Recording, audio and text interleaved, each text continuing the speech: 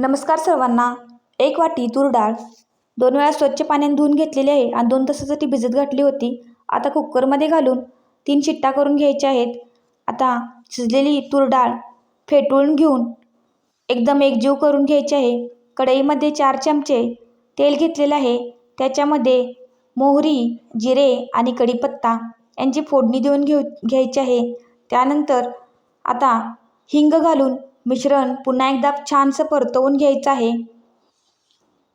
त्यानंतर त्याच्यामध्ये आपण बारीक चिरलेला कांदा ॲड करणार आहोत. कांदासुद्धा छानसा भाजून घ्यायचा आहे. आता त्याच्यामध्ये मिरची ॲड करायची आहे. पुन्हा एकदा मिश्रण परतवून घ्यायचं आहे. छानसं मिश्रण परतल्यानंतर त्याच्यामध्ये टॅमॅटो ॲड करणार आहोत. टॅमॅटोसुद्धा मऊसूत होईपर्यंत आपल्याला भाजून घ्यायचं आहे. त्यानंतर त्याच्यामध्ये मेथीदाणे ॲड करायचे आहे. आलं लसणाची पेस्ट. आता 2 मिनटानंतर पुन्हा एकदा मिश्रण परतवून घ्यायचं आहे.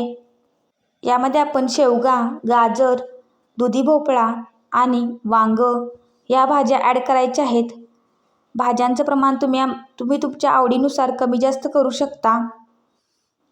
त्यानंतर आपण सांबर मसाला 4 चमचे, कांदा लसूण चटणी 4 चमचे आणि 1 चमचा बेडगी मिरचीचं लाल तिखट वापरलेलं आहे. आता मिश्रण चांगलं 5 मिनटं परतवून घ्यायचं आहे. त्याच्यामध्ये आपण 4 चमचे चिंचकोळ वापरलेला आहे.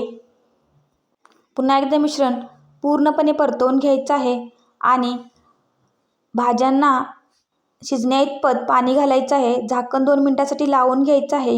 2 मिनटानंतर आपण फेटळून घेतलेली डाळ त्याच्यामध्ये ॲड करणार आहोत. या ठिकाणी तुम्ही तूर डाळऐवजी मूग डाळ देखील वापरू शकता. त्याच्यामध्ये धना पावडर, हळद, मीठ आणि गूळ ॲड केलेला आहे.